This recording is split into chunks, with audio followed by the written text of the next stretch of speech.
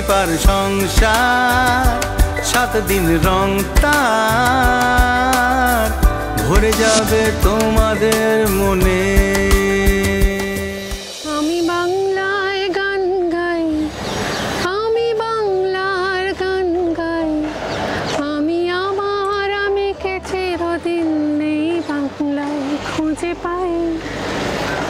নমস্কার, আদাব, আমি সুদীপা চ্যাটার্জি। আমি চলে এসেছি এখন কোথায় সে তো আপনারা আগের দিনই জেনে গেছেন। আমি রয়েছি ঢাকায় এবং ঢাকার এটা একটা খুব সুন্দর সম্ভ্রান্ত জায়গা গুলশান 2। অপূর্ব সুন্দর একটা ঠান্ডা চারিদিক পরিবেশ, আওয়াজ বেশি নেই, পাখির ডাকে শুনতে পাবেন। এরকমই একটা জায়গায় থাকেন আমাদের আলপনা আপা, মানে আলপনা হাবিব। তার বাড়িতে চলে এসেছি, তার বাড়ির ছাদে দাঁড়িয়ে আছি। তো ছাদটা একটু ঘুরে দেখি, আরও ওপরে অনেক কিছু রয়েছে, চলুন।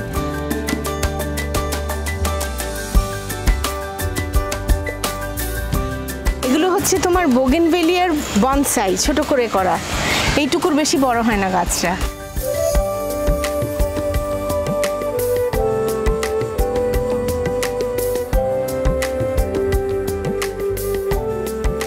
এই লেবুকে বলে জারা লেবু। এটা হচ্ছে সিলেটি লেবু আমাদের। এত বড় হয় এবং এর ভেতরে শ্বাস হয় এতটুকু, সেই শ্বাসটা একটু মিষ্টি মিষ্টি হয়। আর এই বাইরের যে ছালটা, এটা কামড়ে কামড়ে খাওয়ার মতো, একদম মিষ্টি নারকলের মতন, এবং ভাতের পাতে এত ভালো লাগে এরকম। হ্যাঁ, এটা অনেক বড় হয়। কি সুন্দর। এটা হচ্ছে একটা তুলসী। এটা কি? এটা হচ্ছে আখ লাগিয়েছে আমার মালির, যা ইচ্ছাও তাই লাগায়। আখ গাছ, ছাতে কলা গাছ লাগিয়ে দেখো, কলা হয়ে আছে। কি ছাতে কলা গাছে? হ্যাঁ, এবং তোমার এখানে আদার গাছ আছে। কলা গাছে কলা ছাতে, ক্যান ইউ ইমাজিন? বাবা সত্যি। এটা কি গো? এটা হচ্ছে সেইজ। এটা শুকে দেখো, এটা একটা বিদেশি মশলা। সেইজ। হ্যাঁ। আরে এইটা তো অর্কিড। হ্যাঁ, কি সুন্দর ফুল হয়েছে। ওয়াও। সৌদি আরব থেকে পুদিনা এনেছি। তুমি 1 কাপ চায়ে একটা পাতা ফেললেই তোমার শরীরটা না ঠান্ডা হয়ে যাবে এই চা খেলে। একদম। হ্যাঁ, অপূর্ব গো, অপূর্ব, মানে মন ভরে গেল সত্যি। আমরা দাঁড়িয়ে রয়েছি এই মুহূর্তে আলপনা আপার কিচেনে। আবার চলে এসেছি কালকের মতোই, কিন্তু আলপনাদি বলেছিলে ইলিশ মাছের কোনো একটা প্রিপারেশন, যেটা আগে কখনো আমরা খাইনি। কি খাওয়াবে আজকে? আমি খাওয়াবো হচ্ছে ইলিশ ভাত। ওপার বাংলার মানুষ ইলিশে পেঁয়াজ দেয় না, আর এবার বাংলার মানুষ ভীষণ রকম পেঁয়াজ। তো আজকে আমার এই ইলিশ ভাতটার মধ্যে প্রচুর পেঁয়াজ ব্যবহার হবে, কিন্তু এটা এত কি বলবো মনোমুগ্ধকর, আমার জিভে জল এসে যাচ্ছে। এবং একদম মানে পিওরলি ইলিশের টেস্টটা পাওয়া যাবে। মশলা এত কম, এতে একদম রিয়েল ইলিশ।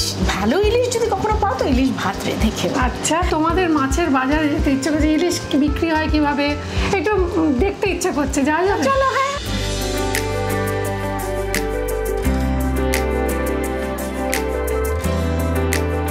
দাঁড়িয়ে আছি বাংলাদেশের ঢাকার ডিসিসি কাঁচা বাজারে। বাজারে ঢুকেই সবার আগে যেটা নজর কাটছে সেটা হচ্ছে ইলিশ। এটা কত কেজির ইলিশ হবে? 1 কেজি 200 গ্রাম। কত দাম? 1 কেজি হলো আপনার 2200 টাকা। এখন ইলিশ কি ভালো? এখন ইলিশ ভালো। এইটা ভালো হবে? হ্যাঁ, ভালো। এটার পেটে ডিম হবে না? না, ডিম আছে, একটু মনে হচ্ছে আছে না? ও বাহ, তাহলে আমি এই মাছটাই নেব। এখানটা পিঙ্ক, যত লেজার দিকে যাচ্ছে পিঙ্ক, দেখতে পাচ্ছেন? এই হচ্ছে পদ্মার ইলিশ। বাংলাদেশে ঢাকায় যারা রয়েছেন, রফিক ভাইকে একদম চোখ বন্ধ করে ভরসা করে অর্ডার দিয়ে দিন মাছের, আর তারপর কি রান্না করবেন চলু দেখি। ফিরে এসছি, এবার আবার কিচেনের মধ্যে চলে এসছি। বানাবো ইলিশ ভাত। গরম জল ফুটছে, চিনি গুঁড়া চাল রয়েছে, ভিজিয়ে ধুয়ে রেখে দেওয়া, পেঁয়াজের কুচি রয়েছে, নুন, পেঁয়াজ বাটা, আদা বাটা, আর সর্ষের তেল, কাঁচা পাকা লঙ্কার ইলিশ, আর দুধ। বাস দ্যাটস ইট। আর কিছু দেবে না? না, একদম না। চলো শুরু করি। চলো, তাহলে আমি যেহেতু ইলিশ ভাতটা আগে রান্না করে নেব। তো এতে আমি জল আগে থেকে ফুটিয়ে রেখেছি।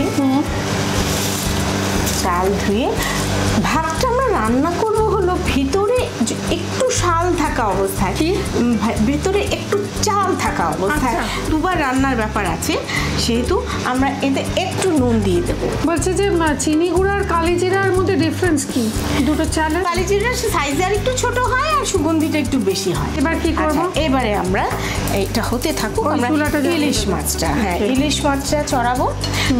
আমি ভাতে আর কোনো তেল দেব না, আমি একবারে ইলিশ মাছেই দেবো, তো তুমি তেলটা দাও। আমরা ব্যবহার করছি ফরচুন কাচ্চি ঘানি পিওর মাস্টার্ড অয়েল। এখানে আমি প্রায় 3 টেবিল স্পুন সর্ষের তেল দিয়ে দিলাম। একটু নুন দাও, যা ছিটকবে না, এটা আমার তোমার থেকেই শেখা। সে কি মনে আছে? আচ্ছা, এবার তুমি আমাকে আদা বাটা পেঁয়াজ বাটা দাও। 2 টেবিল স্পুন করে রাখা আছে 6টা মাছের জন্য। আচ্ছা, আদা আর পেঁয়াজ বাটা। আচ্ছা, 6টা মাছে 2 টেবিল চামচ করে। তাজা ইলিশ যখন তুমি পাবে না, ওতে বেশি মশলা না, আমরা তো তাজা ইলিশ যখন খাই তখন বর্ষার ইলিশ, সেটা না আমরা ভাজা তেলই খেতে ভালোবাসি, কিন্তু ডাক্তারবাবুরা এখন আবার বলছেন যে ভাপিয়ে খাওয়াটা বেটার, অনেক বেটার। তাতে ইলিশের গুণটা শরীরে যায়। শুধু গুণ যে যায় তা না, তুমি একদম প্রপার নির্যাসটা পাবে ইলিশের, একদম ইলিশটা দিবে একটু নুন ছিটিয়ে মাখিয়ে রাখো। ওকে, যে হাতে কলমে শিখলে ব্যাপারটা মজাই আলাদা, তখন রাখতেও ইচ্ছে করে।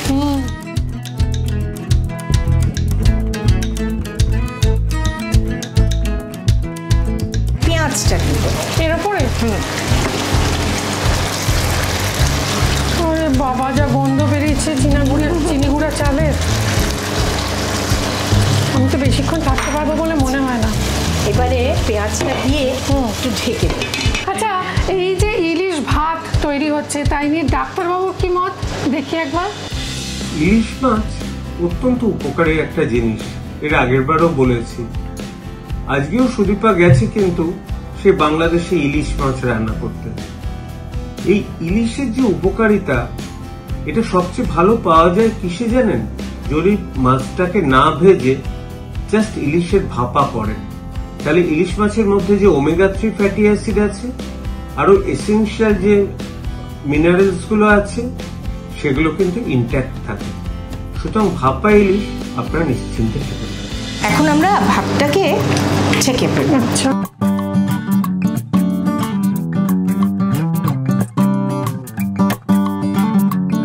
এবারে ইলিশ, এখন আমি এর মধ্যে দুধটা দিয়ে দেবো।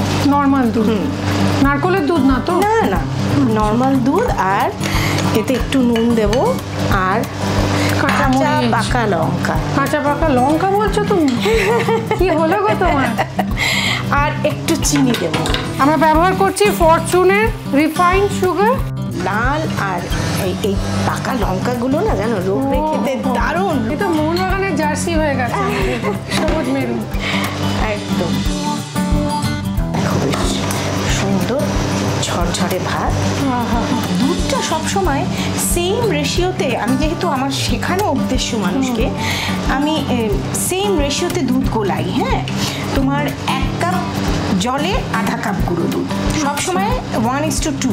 হ্যাঁ, তো তাতে করে হয় কি, সবার হাতে একই রকম দুধের কনসিস্টেন্সিটা কিন্তু একটা কঠিন ব্যাপার। ওকে, এবার আমি এটা ভাতের মধ্যে এইবার আমরা কি করব, এই মশলাটা ঢেলে ভাতের সাথে মিশিয়ে দিলাম।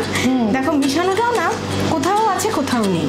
হ্যাঁ, মানে একেবারে যে ভাতে তেলে মশলায় মিশাতে তা না, ইলিশ ভাত বলে কথা, একটা ভাত ভাত এফেক্ট থাকবে, আবার একটু মশলাও থাকবে। এইবার আমি উপর দিয়ে এই মাছটা ঢেলে দিই। এইবার আমি এটাকে ঢেকে 20 মিনিট দম দেবো। 20 মিনিট পরে না ইলিশটা একদম মানে মাখনের মতো হয়ে যাবে। না এখন না, এটাকে একদম দম হতে হবে 20 মিনিট। আচ্ছা 20 মিনিট আমরা এটাকে একদম সিমারিংয়ে দিয়ে দেবো। আচ্ছা, মিনিট 20 পিংটা দমে থাকুক, ততক্ষণ দেখে নেবো আলপনা আপার জন্য আমরা এনেছি কিছু গিফট, সেগুলো কি কি। ফরচুনের তরফ থেকে রয়েছে একটি gift hamper, Rumpa premium gold plated জুয়েলারির তরফ থেকে রয়েছে একটি আকর্ষণীয় গিফট, দীপ প্রকাশনের তরফ থেকে রয়েছে রবীন্দ্রনাথ ঠাকুরের এই সুন্দর একটা ছবির সেট এবং আমার একটা বই, সুদীপা চ্যাটার্জির তরফ থেকে রয়েছে একটা গিফট। হয়ে গেছে এটা সার্ভ করার মধ্যে একটা কায়দা আছে। হ্যাঁ হ্যাঁ হ্যাঁ, রাখবো এর উপরে। হ্যাঁ রাখো। এবার তুমি মুখটা আনো।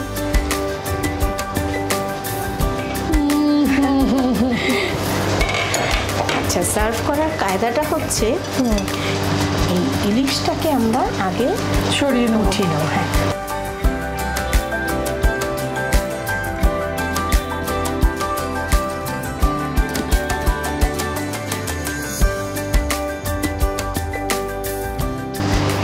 ইলিশ ভাত রেডি অ্যান্ড সার্ভড। দেখে নিন কাছ থেকে, সাইড থেকে, এদিক থেকে, ওদিক থেকে।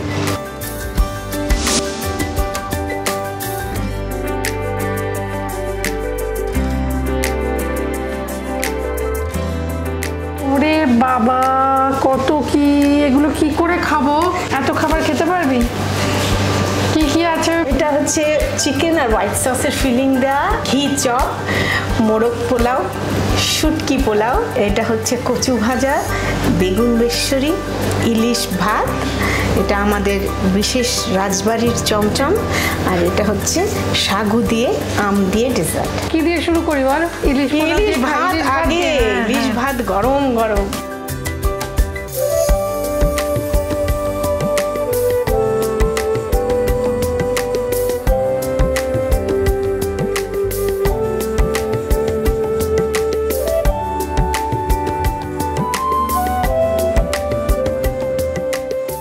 অপূর্ব অপূর্ব অপূর্ব অপূর্ব। আহা, আবার চলে এসেছি ছাদ বাগানে এবং এত সুন্দর গন্ধরাজ ফুল উপহার পেয়ে মনটা ভরে গেছে। তার সঙ্গে সঙ্গে একটা জিনিস খুব বলতে ইচ্ছে করছে, ইলিশ খেলাম, আড্ডা দিলাম, মন তো ভরছে না আলপনা আপা, কি যে করি। আমি একটা কথাই বলবো, তুমি শুধু চলে এসো, তোমার যখনই মন চাইবে অবারিত দ্বার, তোমার জন্য আমি অপেক্ষা করে থাকবো। তুমি আসবে, তুমি রান্না করবে, তুমি সবার সাথে গল্প করবে, আমার সাথে আনন্দ করবে। তোমার কেমন লাগলো বলো? দারুণ লাগলো। বাংলাদেশে আমি আবার আসবো আপনাদের জন্য, এবং আলপনা আপার বাড়িতে তো অবশ্যই আসবো, আরও অনেক জায়গায় আপনাদের নিয়ে যাব। আজকে আমাকে অনুমতি দিন, আবার আগামী সপ্তাহে দেখা হবে, কিন্তু প্রত্যেক দিন আমাদের থাকবে নতুন নতুন আপডেটস।